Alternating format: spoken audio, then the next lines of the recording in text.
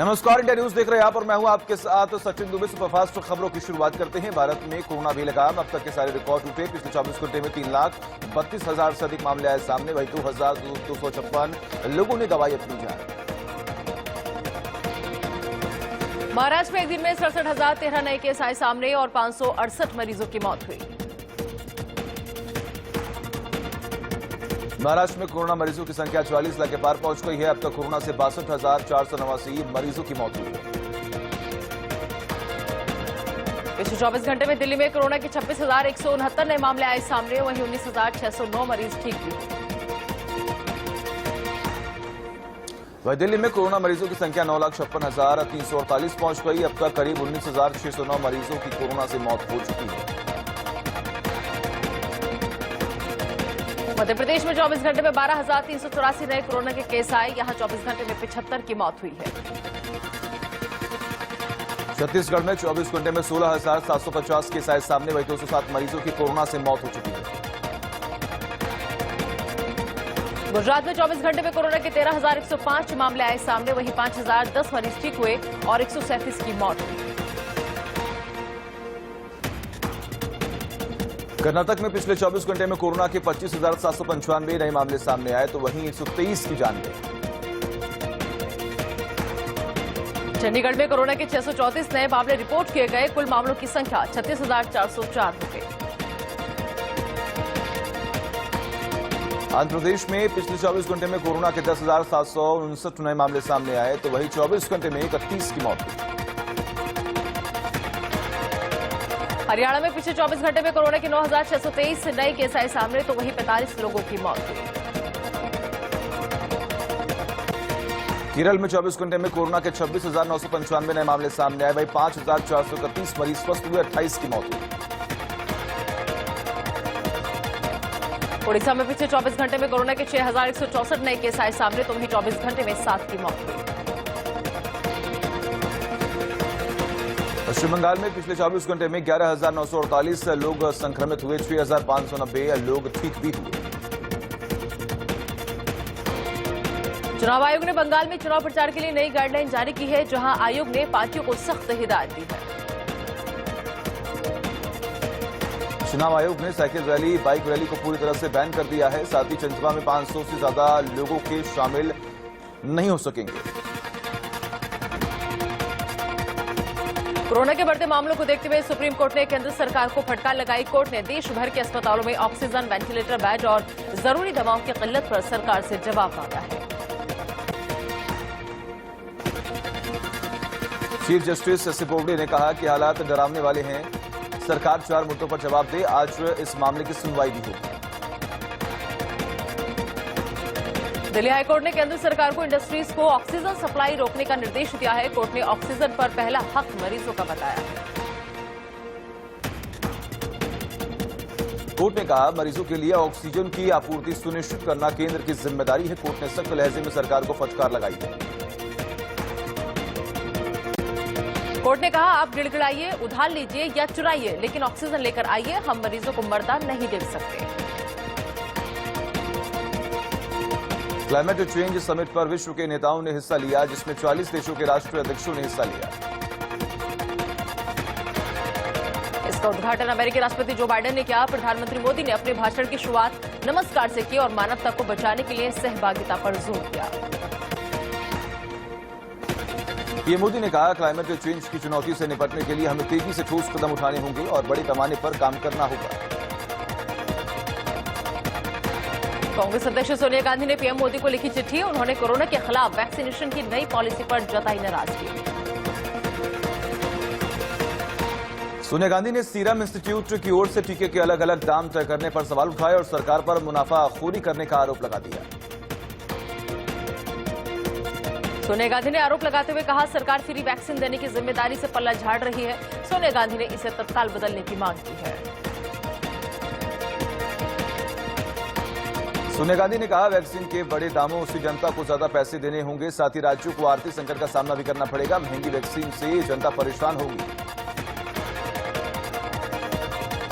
पूर्व लोकसभा अध्यक्ष सुमित्रा महाजन के निधन की फर्जी खबर सोशल मीडिया में वायरल हुई। इसकी शुरुआत कांग्रेस नेता शशि थरूर की पोस्ट के बाद हुई।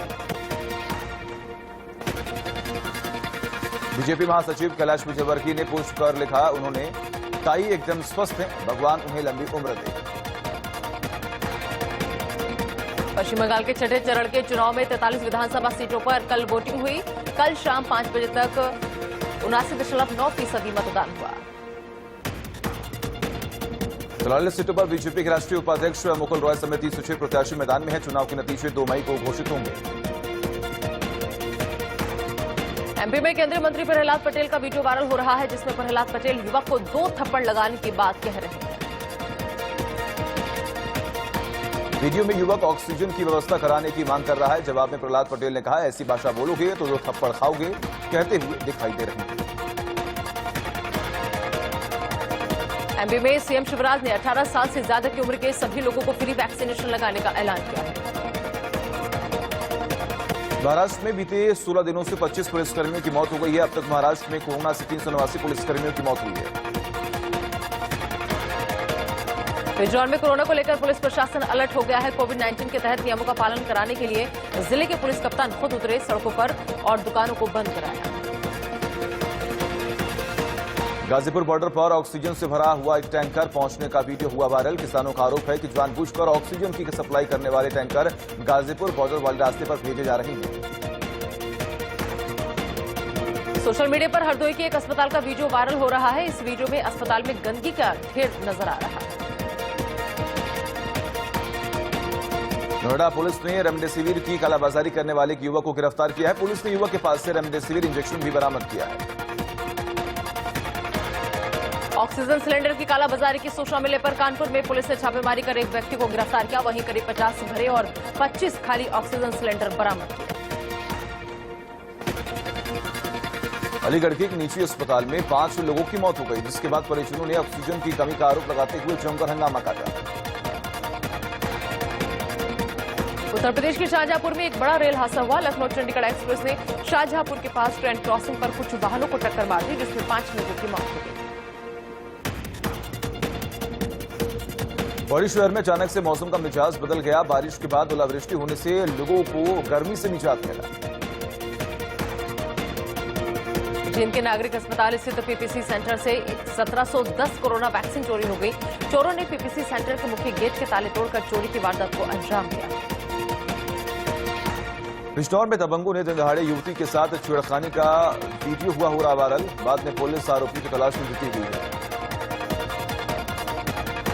अमेरिका में पिछले 24 घंटे में 58,170 नए मामले आए सामने, वहीं 784 लोगों की मौत हुई। फ्रांस में कोरोना के 53 लाख से ज्यादा केस सामने आ चुके हैं। वहीं कोरोना से मरने वालों की संख्या 1 लाख से ज्यादा हो गई। ब्राजील में पिछले 24 घंटे में 71,910 कोरोना केस सामने आ चुके हैं। वहीं 2,945 लोगों की मौत हुई है। स्पेन में कोरोना से अब तक 34,35,000 से ज्यादा लोग संक्रमित हो चुके हैं। वहीं 77,364 की मौत हुई है। क्लाइमेट चेंज पर वर्ल्ड लीडर्स समिट शुरू हो गई है। इसका उद्घाटन अमेरिकी राष्ट्रपति जो बाइडेन ने किया। समिट के पहले दिन पीएम मोदी ने भी संबोधित किया। कोरोना महामारी के चलते यूएई ने भारत से उड़ानों पर 10 दिन के लिए रोक लगा दी है। यह रोक 24 अप्रैल से शुरू होगी। नेपाल में भी कोविड-19 का खतरा तेजी के साथ बढ़ता जा रहा है। इसके मद्देनजर विश्व प्रसिद्ध पशुपतिनाथ मंदिर को आम श्रद्धालुओं के लिए बंद कर दिया गया है। इंडोनेशिया की एक नेवी सबमरीन समंदर से गायब हो गई है। इस पर 53 नेवी अफसर मौजूद थे। रक्षा मंत्री राजनाथ सिंह ने सर्च ऑपरेशन में मदद की पेशकश की और इस बारे में इंडोनेशिया के रक्षा मंत्री से बातचीत की है। सीरिया के इजराइल के परमाणु रिएक्टर के पास दागी मिसाइल। इसके बाद इजरायली सेना ने जवाबी कार्रवाई करते हुए सीरिया में मिसाइल लॉन्चर और एयर डिफेंस सिस्टम पर हमला किया। दक्षिण अफ्रीका के दूसरे सबसे बड़े बैंक फर्स्ट रैंक बैंक ने भारत सारे कारोबार बंद करने का ऐलान कर दिया है। हफ्ते भर में यह दूसरा विदेशी बैंक है जिसने भारत में कारोबार बंद करने का ऐलान कर दिया है। दिल्ली हाईकोर्ट ने सोशल मीडिया प्लेटफॉर्म फेसबुक और व्हाट्सएप को तगड़ा झटका दिया है। कोर्ट ने प्रतिस्पर्धा आयोग यानी सीसीआई के खिलाफ दायर किए गए दोनों कंपनियों की याचिका को खारिज कर दिया है। ओला इलेक्ट्रिक मोबिलिटी दुनिया का सबसे बड़ा इलेक्ट्रिक स्कूटर मैन्युफैक्चरिंग प्लांट लगाने जा रहा है। अब कंपनी ने अगले 5 साल में 2 व्हीलर चार्जिंग नेटवर्क बनाने पर $2 बिलियन करीब 14.9 हजार करोड़ रुपए खर्च करने की योजना बनाई है। गोल्ड की कीमत में फिर से उछाल देखने को मिल रहा है। इस साल के आखिर तक 60,000 रुपये पर पहुंच सकता है गोल्ड। इस महीने अब तक 3600 रुपये से ज्यादा महंगा हो चुका है गोल्ड। आईपीएल के 16वें मैच में आरसीबी ने राजस्थान रॉयल्स को 10 विकेट से हरा दिया। मैच में पडिक्कल ने 52 गेंदों में 6 छक्के और 11 चौके की मदद से 101 रनों की शानदार पारी खेली। आईपीएल के 17वें मुकाबले में आज मुंबई का सामना पंजाब से होगा। मैच शाम 7:30 बजे चेन्नई में खेला जाएगा। सनराइजर्स हैदराबाद की टीम को बड़ा झटका लगा है। फास्ट बॉलर टी नटराजन घुटने की चोट के कारण पूरे सीजन से बाहर हो गए। सलमान खान की most awaited film Radhe your most wanted भाई का धमाकेदार ट्रेलर रिलीज हो गया है। राधे 13 मई को थिएटर से लेकर ओटीटी प्लेटफॉर्म पर एक साथ रिलीज होने वाली है। बॉलीवुड स्टार रामचरण ने खुद को आइसोलेट कर लिया है। रामचरण की वैनिटी वैन के ड्राइवर की कोरोना संक्रमण के चलते मौत हो गई थी, जिसके बाद उन्होंने यह कदम उठाया। मशहूर संगीतकार जोड़ी नदीम श्रवण के श्रवण राठौड़ का निधन हो गया। वो कोरोना से जूझ रहे थे। श्रवण को डायबिटीज भी था।